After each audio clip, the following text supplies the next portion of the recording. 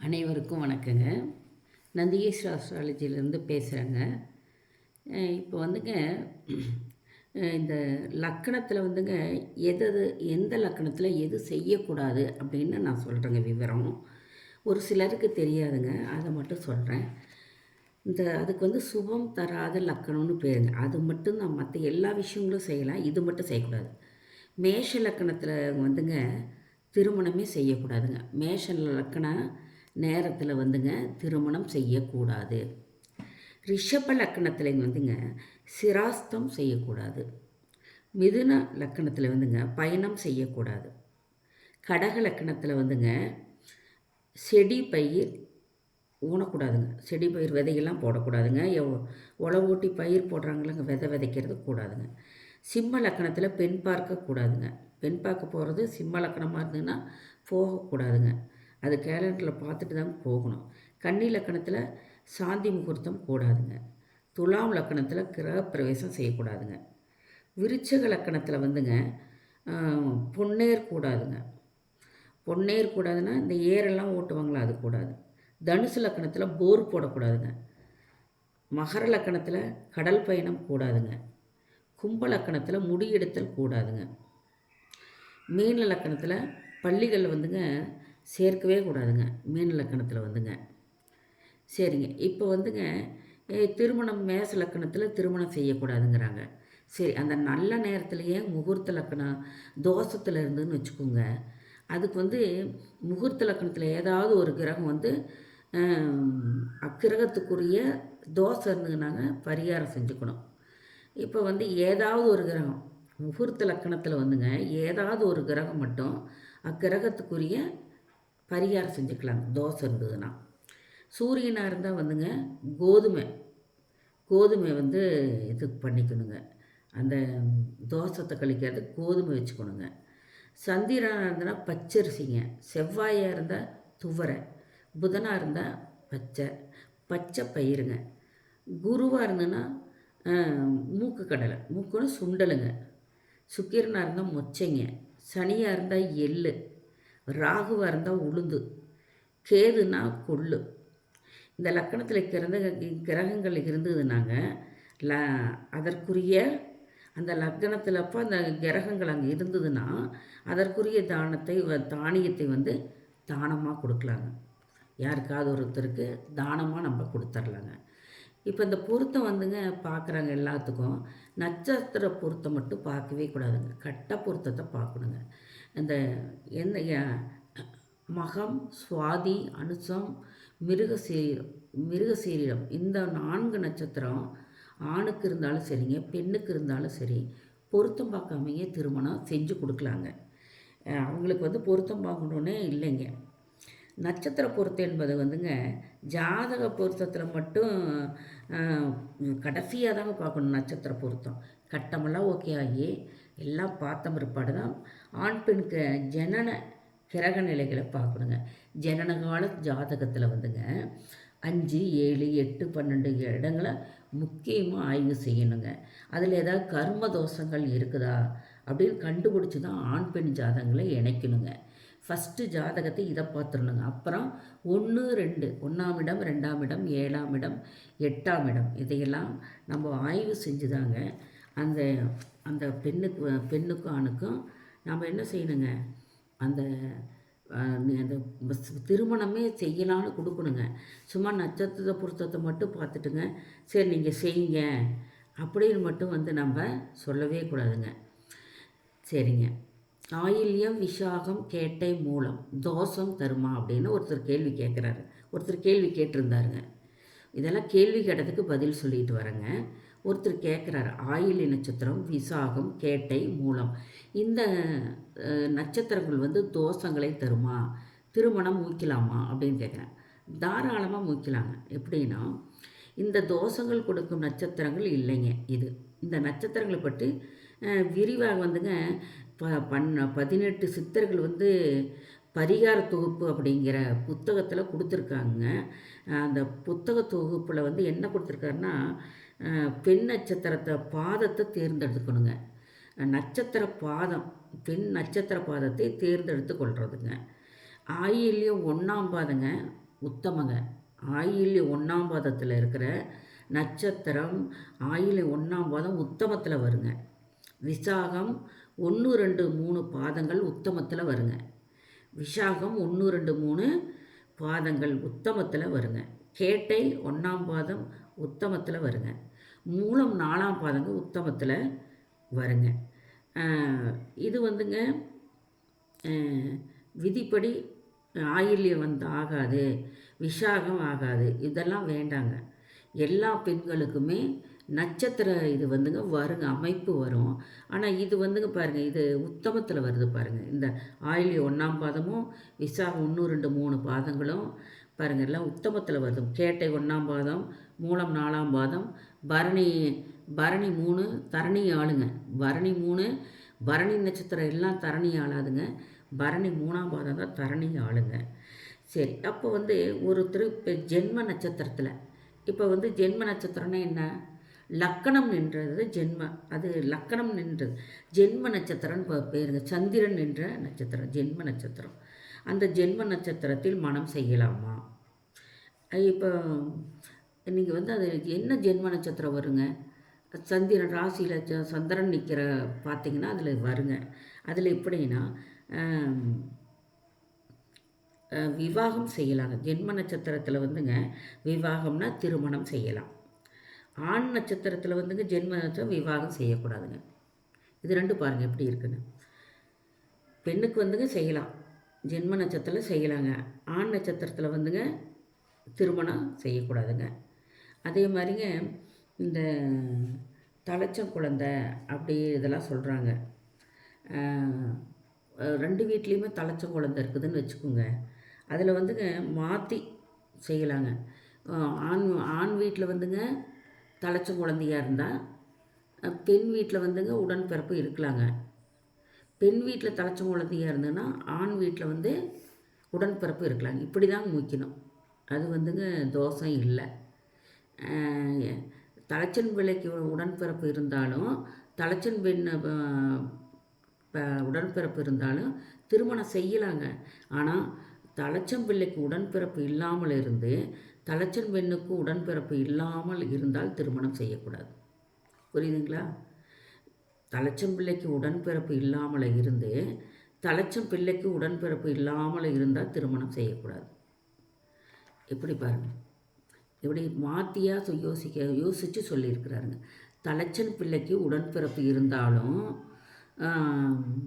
இந்த தலைச்சன் பெண்ணுக்கு உடன்பிறப்புகள் இருந்தாலும் திருமணம் செய்யலாம். ஃபஸ்ட்டு பாயிண்ட்டுங்க, குழப்பமாக வருது பாருங்கள். தலைச்சன் பிள்ளைக்கு உடன்பிறப்பு இருந்தாலும் தலைச்சன் பெண்ணுக்கு உடன்பிறப்பு இருந்தாலும் திருமணம் செய்யலாங்க. 1.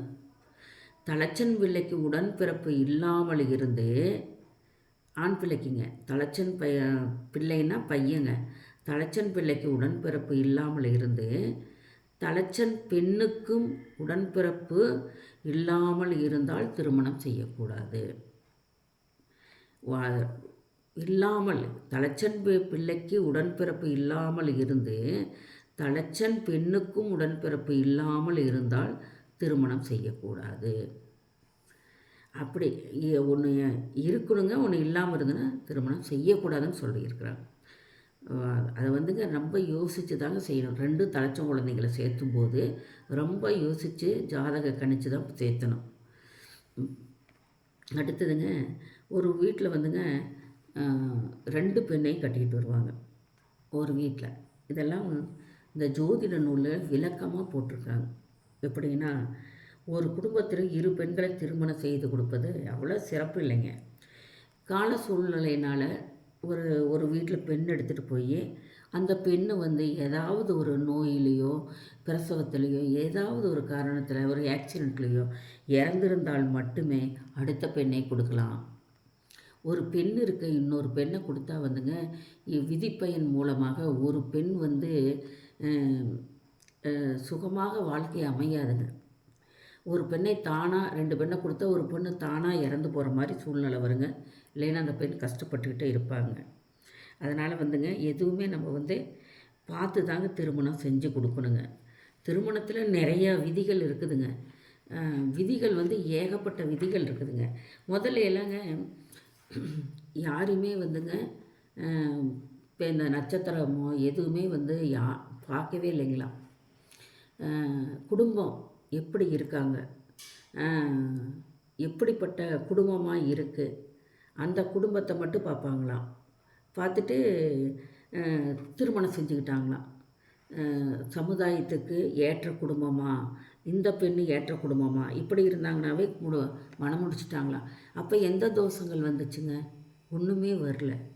அதனாலங்க நம்மளா தேடிக்கிறது தான் இந்த மாதிரிங்க. ஆனால் நாம் வந்து பெண்ணினால் இந்த மாதிரி நட்சத்திர பொருத்தம் பார்க்குறதே வந்து பெண்ணுனால தான் வந்ததுன்னு சொல்கிறாங்க. அந்த புக்கில் வந்து என்ன போட்டிருக்காங்கன்னா, ஜாதக பொருத்தம் பார்க்குறதே பெண்களால் தான் வந்தது. ஜாதகமே இல்லைங்களா அப்போவெல்லாம். அப்போ வந்து ஜாதகமெல்லாம் எப்போல்லாம் எழுதுவாங்களாம் ஓலைச்சுவட்டிகளை, அதிகமாக எழுதிக்க மாட்டாங்களாம். ஜாதகம் இல்லாதவர்கள் பெண் குலத்தையும் ஆண் குலத்தையும் நன்கு ஆராய்ஞ்சு பார்த்தாங்களாம். அப்புறமேலுங்க ஆராய்ஞ்சு பார்த்துட்டு குலதெய்வத்திட்ட போய்ங்க பூவா கேட்பாங்களாம். கேட்டுட்டு திருமணம் முடிச்சுக்குவாங்களாம்.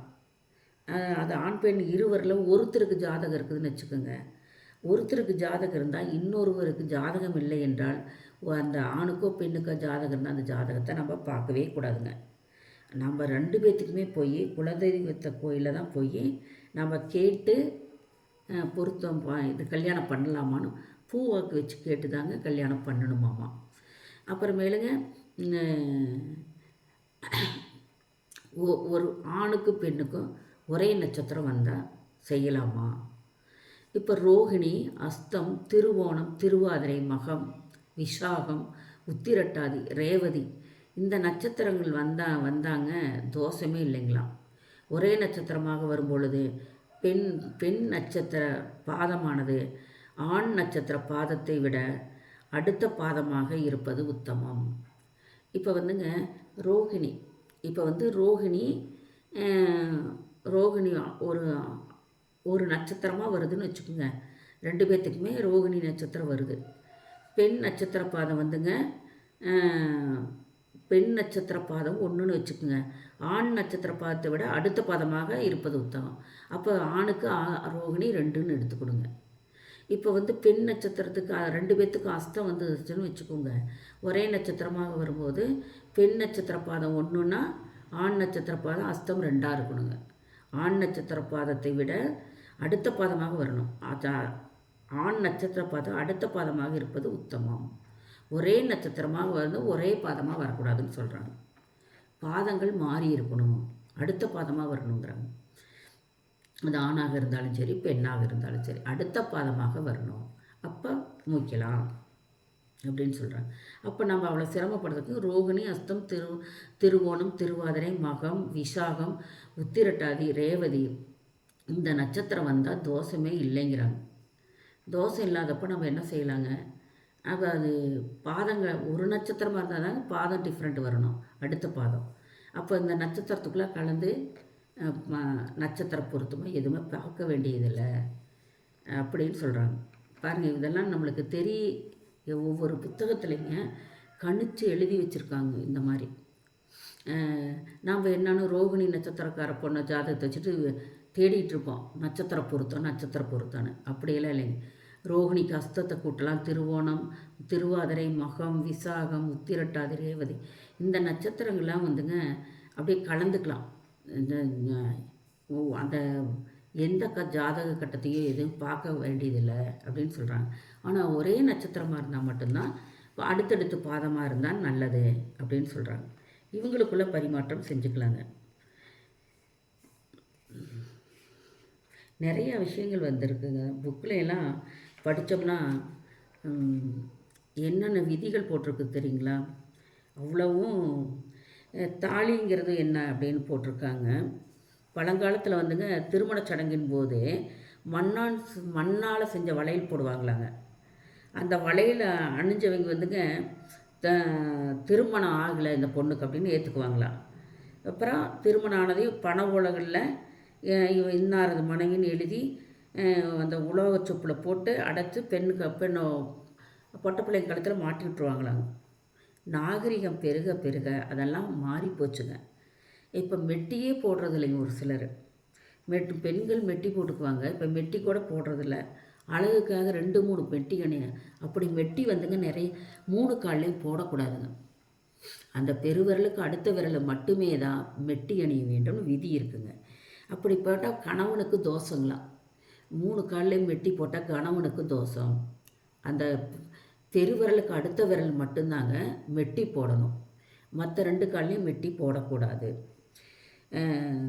மண்ணால் செஞ்ச வளையல் போட்டுருவாங்களாம் கல்யாணம் ஆகாத பிள்ளைங்களுக்கு. அப்போ அந்த வீட்டுக்கு பெண்ணு பார்க்க போகலாம். அந்த வளையல் இல்லாத அணிந்தவர் வந்து திருமணமாக ஏற்றுக்குவாங்க. அந்த பிள்ளைக்கு திருமணம் ஆயிடுச்சு அப்படின்னு ஆண்கள் வந்து அந்த பெண்ணை ஏறெடுத்து பார்க்க மாட்டாங்களாம். அப்புறம் கல்யாணம் ஆயிடுச்சுனாங்க பண ஓலையில் எழுதிடுவாங்களாம். பண ஓலையில் எழுதிங்க அதை ஒரு தாயத்தில் இன்னாருடைய மனைவின்னு எழுதி அந்த உலோக குப்பி போட்டிருப்பாங்களாம். அதை எடுத்து கழுத்தில் மாட்டி விட்டுருவாங்களாம். இதெல்லாங்க ரொம்ப ரொம்ப ரொம்ப முன்னோர்கள் வரணுங்க. இந்த 7 தலைக்கட்டான்னு சொல்லுவாங்க, அதெல்லாம் இல்லைங்க. அதுக்கு முன்னாடி காலத்துலலாம் இப்படி நடந்திருக்கு அப்படின்னு அந்த புக்கில் போட்டிருக்காங்க. தாலி என்பது கட்டப்பட்டு வருகிறது இப்போதாங்க. செவ்வாய் தோஷமும் விதி விலக்குன்னு நான் சொல்கிறேங்க. இந்த செவ்வாய் தோசை பொண்ணு வந்துட்டு மாப்பிள்ளையும் உருட்டுறாங்க பாருங்கள், அதெல்லாம் பாவங்க. அப்படியெல்லாம் சொல்லவே கூடாது. அந்த பெண் அதை காதில் கேட்டால் ரொம்ப வருத்தப்படுவாங்க தானே. இப்போ வந்து ஆண் ஜாதகத்தில் 2, 7ஆம் இடம் தோஷங்கிறாங்க. தோஷம் இந்த புக்கில் அப்படி போட்டிருக்குங்க, படித்தங்க நான். ஆண் ஜாதகத்தில் 2ஆம் இடம் 7ஆம் இடம் தோஷமா, பெண் ஜாதகத்தில் 4ஆம் இடம் 12ஆம் இடம் தோஷமா, ஆண் பெண் ஜாதகத்தில் 8, 2ல் இருந்தால் தோஷம்.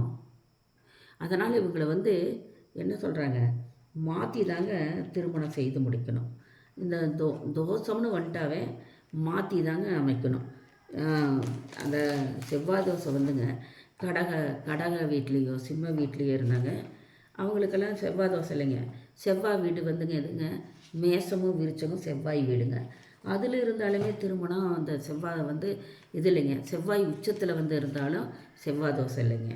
அந்த மாதிரிங்க செவ்வாய் தோசைங்களுக்கு நிறையா விதிகள் இருக்குங்க. எடுத்ததையும் ஜாதகத்தை கட்டத்தை பார்த்துட்டு செவ்வாய் குருவோட சேர்ந்துருந்தாலுமே இல்லைங்க. எந்த வீட்டில் இருந்தாலுமே தோசை இல்லைங்க. அதே மாதிரிங்க பெண் ஜாதகத்தில் 2ல் செவ்வாய் இருந்துன்னு வச்சுக்கோங்க, அது களி செவ்வாய், செவ்வாயே இல்லாத மாதிரி கூட இருக்குங்க. 2, 12 இணைக்கலாங்க. 4ல் செவ்வாய் இருந்ததுன்னா 4, 7 ஆண் ஜாதகத்தை இணைக்கலாம். 7ல் செவ்வாய் இருந்ததுன்னா 7, 8 இணைக்கலாங்க. 8ல் செவ்வாய் இருந்ததுன்னா 7, 8 இணைக்கலாம். 12ல் செவ்வாய் இருந்ததுன்னா 2, 4, 12 இணைக்கலாங்க. இது தாங்க விதி. ஆனால் அவங்க என்ன சொல்கிறாங்கன்னா, எதையும் கட்டத்தையே பார்க்குறதில்ல. செவ்வாய் தோஷம் கட்டத்தில் இருந்தால் செவ்வாய் தோஷம், கட்டத்தில் இருந்தால் அப்படி இல்லவே இல்லைங்க. கட்டத்தில் வந்து கடகலக்கணத்தில் செவ்வாய் உட்காந்துருக்குன்னு வச்சுக்கோங்க, அது எப்படி செவ்வாய் தோஷமாக இருக்கும்? சிம்ம லக்கணம் வீட்டில் போய் உட்காந்துருந்ததுன்னா அது எப்படி செவ்வாய் தோஷமாக இருக்கும் அந்த பொண்ணுக்கு?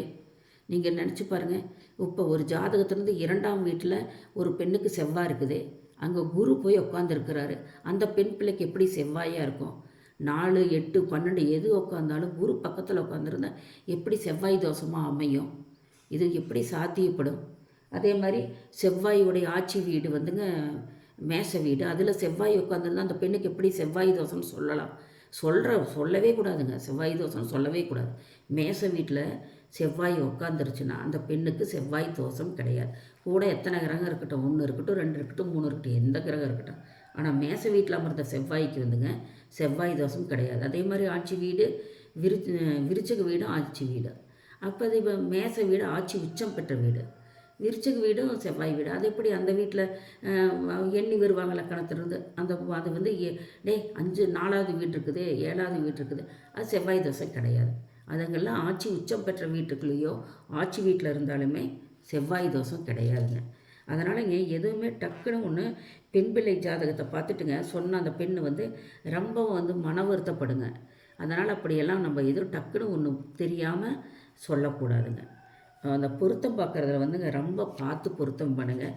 எத்தனை மகான்கள் வந்து பார்த்து அட்சரம் போட்டு அவ்வளோ பேர் போட்டு இங்கே. அதே மாதிரிங்க திருமண டைம்லைங்க யாரும் வந்துங்க பழைய காலத்துலலாம் போய் பெண் பிள்ளைகளுக்கு ஒரு கூடை ஃபுல்லாக ஒரு பெரிய வசதிக்கு தகுந்த மாதிரி கூடையிலையும் வைப்பாங்க, பித்தளை தாம்பலத்தில் வைப்பாங்க, பூ வைப்பாங்களாம். போகிறவங்க எல்லாருமேங்க ஆசீர்வாதம் பண்ணுவாங்களாம். மணமக்கள் வந்து துதிப்பாடி நீங்கள் 2 பேரும் பல்லாண்டு வாழணும், 100 ஆண்டுகள் வாழணும்னு இப்போ வாழ்த்துவாங்களாம். இப்போ யாருமே வாழ்த்துறது இல்லைங்க. போகிறோம், அது ஸ்டேஜில் பொண்ணு மாப்பிள்ளை கூட பார்க்குறதில்ல. போகிறோம், சாப்பிட்றோம், வந்துடுறோம். ஆனால் காலம் வந்து விரைவில் வந்து மாற்றத்தை தந்துக்கிட்டு தாங்க இருக்குது. ஆனால் நாம் வந்து பெற்றோர்கள் வந்து பார்த்து தாங்க திருமணத்தை ரொம்ப யோசித்து கணித்து திருமணம் செய்யணுங்க. அவங்களுக்கு ரோகாதிபதி, அஷ்டமாதிபதி, தசா புத்திகள் நடக்கும் பொழுது ஆணுக்கும் நடந்ததுன்னா அந்த திருமணம் சேர்த்து வைக்கக்கூடாதுங்க. அது வந்து வேறு ஜாதகம் தான் பார்த்துக்கணும். 2க்கும் இருந்தால் 2ம் கஷ்டப்படுங்க. கல்யாணத்தை பண்ணி கஷ்டத்தைப்படுங்க. அதனால் வந்துங்க நாம் வந்து பார்த்து தாங்க முடிக்கணும். இன்னொரு முக்கியமான ஒரு இதை வந்து என்னுடைய மனசில் வந்துங்க ஒரு இது இருக்குது. எப்படின்னா உங்கள்கிட்ட வந்து பகிர்ந்துக்கிறேன். நிறைய பேர் என்ன அஸ்ட்ராலஜி சேனல் பார்த்தீங்க, நேற்று நிறைய ஜோதிட விவரம் எனக்கு போடுறதுக்கு டைம் இல்லை. அதனால் நான் இந்த பதிவிட்டேன். என்னன்னாங்க, நிறையா வியூஸ் பார்க்குறீங்க. இப்போ வந்து 35,000 பேர் கூட பார்த்துருக்கீங்க ஒரு வீடியோவை. ஆனால் லைக் வந்துங்க கம்மியாக தான், ஒரு 300, 400 தான் வருது. அப்போ வந்துங்க என் மனசில் என்ன படுதுன்னா, நம்ம நடத்துகிற பாடம் அவங்களுக்கு புரியலையா, நம்ம நடத்துகிற விதம் சரியில்லையா, ஏன் வந்து இவ்வளோ பேர் பார்க்குறாங்க, ஏன் லைக் பண்ண மாட்டேங்கிறாங்க. ஒரு ஒரு குழந்த வந்துங்க ஒரு பாடம் படிக்குதுன்னு வச்சுக்கோங்க, ஒரு போர்டில் ஒரு கணக்கு போட சொன்னோம்னா அவங்க எழுதிட்டான், ரைட்டாக எழுதிட்டானா அவனுக்கு என்கரேஜ் பண்ணுறதுக்காவது ஒரு லைக் தட்டுனா தானுங்க அடுத்த வீடியோ போடுறதுக்கு எனக்கு இதாக இருக்கும். எனக்கு மனசு வந்துங்க இப்போது நிறைய அப்படி போடலான்னு ஆசைப்பட்டேன். இப்போ என்னதுன்னா அந்த ஆர்வம் குறைஞ்சிட்டு வருது. ஏன்னா இவ்வளோ விவரமாக சொல்கிறோம், இதுக்கு மேலே விவரங்கள் சொல்லித்தர முடியாது. அப்போ வந்து லைக் பார்த்திங்கன்னா எனக்கு நேற்று வந்து பார்த்தங்க ஒரு இதில் புணர்வு தோசத்தை இதுக்கு மேலே வந்து சந்திரன் சனிக்கும் சொல்லவே முடியாதுங்க. அவ்வளோ யோசித்து புக்கெல்லாம் நிறையா படிச்சுட்டு அவள் எழுதும்போதே லைக்ஸே இல்லைங்க. அப்போ நம்ம சொல்லும் விதம் புரியலையா, இல்லை கேட்கக்கூடிய வந்து அது என்ன சொல்கிறதுங்க, அது புரியலையா. அப்போ நாம் வந்து ஏன் அவ்வளோ ரிஸ்க் எடுத்து அந்த வந்து இவ்வளோ விரிவாக ஓட்டணும் அப்படின்னு மனசில் தோணுச்சுங்க. ஏன்னா உங்களுக்கு அந்த பிடிச்சதுன்னா ஒரு என்கரேஜ் பண்ணுறதுக்காக நீங்கள் ஒரு லைக் கொடுத்தா தான் எனக்கு கொஞ்சம் ஆர்வமாக இருக்கும். அப்படி சொல்லிக்கிட்டு நான் வந்து நந்தியேஸ் அஸ்ட்ராலஜி வந்து லைக் பண்ணுறவங்களும் இருக்கீங்க, அது எனக்கு யாரும் தெரியாது. சப்ஸ்கிரைப் பண்ணுவீங்க, அந்த எல்லோரும் என் வீடியோ பார்க்குறீங்க அத்தனை பேர்த்துக்குங்க ஷேர் பண்ணுறவங்க எல்லாத்துக்குமே நான் இந்த ஃபோன் மூலிமா இந்த சேனல் மூலிமா உங்களுக்கு நன்றி தெரிஞ்சுக்கிறேங்க. நீங்கள் லைக் பண்ணுங்கள், எனக்கு என்கரேஜ் பண்ணுங்கன்னு தான் கேட்டுக்கிறேன்.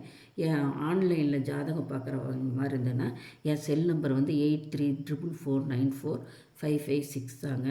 நீங்கள் வாட்ஸ்அப்பில் வந்து கேட்டுக்கலாங்க. நாங்கள் வந்து ஃபீஸ் எல்லாம் 1000 2000 அப்படிலாம் எதுவும் கேட்குறது இல்லைங்க. வாட்ஸ்அப்பில் நீங்கள் வந்து நீங்கள் கேட்டுக்கலாம். ஆன்லைனில் வந்து ஜோதிடம் கேட்குறீங்க வந்து கேட்டுக்கலாம். நிறைய பேர் வந்து ஆதரவு தந்துட்டுருக்குறீங்க, அதனால் கேட்டுக்கலாங்க. நன்றி, வணக்கங்க.